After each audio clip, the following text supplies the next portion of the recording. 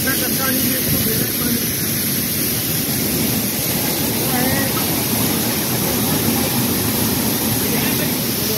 ना वो है डांस नहीं है इंग्लिश को कहते हैं।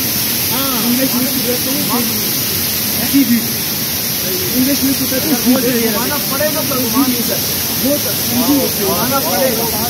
अभी हम लोगों को भी लेकर आता कल 5 घंटे की ड्राइव है 5 घंटे की ड्राइव है